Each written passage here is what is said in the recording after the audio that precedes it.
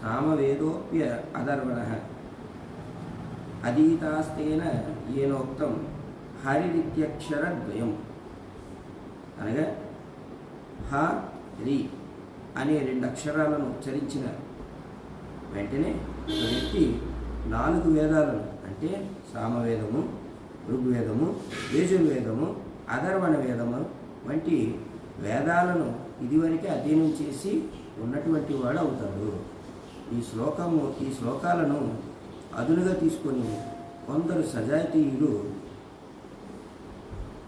సహజీయులు ప్రతి దానిని చౌకగా తీసుకుంటూ తమకు తాము మహోన్నత వైష్ణవులుగా భావిస్తూ వేదాంత సూత్రాలను లేక వేదాంతమును స్పృశింపరు.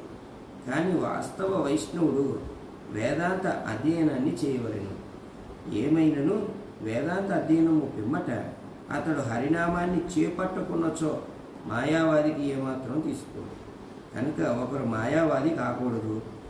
ఏమైనను అతడు వేదాంత తత్వ విషయమును ఎరిగి ఉండవలెను. వాస్తవమునకు శ్రీ చైతన్య మహాప్రభువు తమ వేదాంత జ్ఞానమును ప్రకాశానంద సరస్వతికి చేసిన ఉపదేశాల్లో ప్రదర్శించేది. ఏమైనను వైష్ణవుడు వేదాంత తత్వమును గూర్చి పూర్తిగా అవగాహనను కలిగి ఉండవలెనని ఎరుగవలెను. అంతేగాక వేదాంత అధ్యయనమే సర్వస్వమని, ఇక భగవన్నామోచ్చరణ అవసరం లేదని ఎవరునూ భావించకూడదు.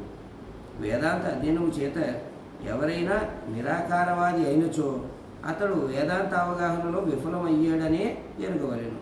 ఇదే విషయం భగవద్గీత 15వ అధ్యాయం 15వ శ్లోకం నందు ఈ విధంగా నిర్ధారించబడింది. వేదాంతము అనగా జ్ఞానం యొక్క అంతము అని అర్థం. వేదాంత కృత్ వేద విదేవ చాహం. జ్ఞానం యొక్క చరమ అంతము శ్రీకృష్ణునికి సంబంధించిన జ్ఞానమే.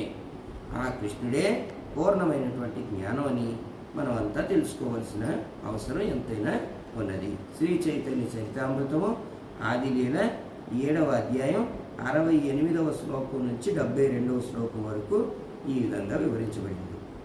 కలియుగంలో ఆత్మానుభూతి కొరకు సన్యాసమును స్వీకరించుట కంటే భగవన్నామ సంకీర్తనలే మిక్కిలి ప్రధానమైనవి అని. అనగా దీని అర్థం ఏమిటంటే, కలియుగంలోని జనులందరూ శూద్రులై ఉండి వైరాగ్య జీవితపు నియమ నిబంధనలను అనుసరింపలేనందున సన్యాసం ఈ యుగమున నిషేధింపబడిన. కపట సన్యాసులు వెర్రి చేష్టల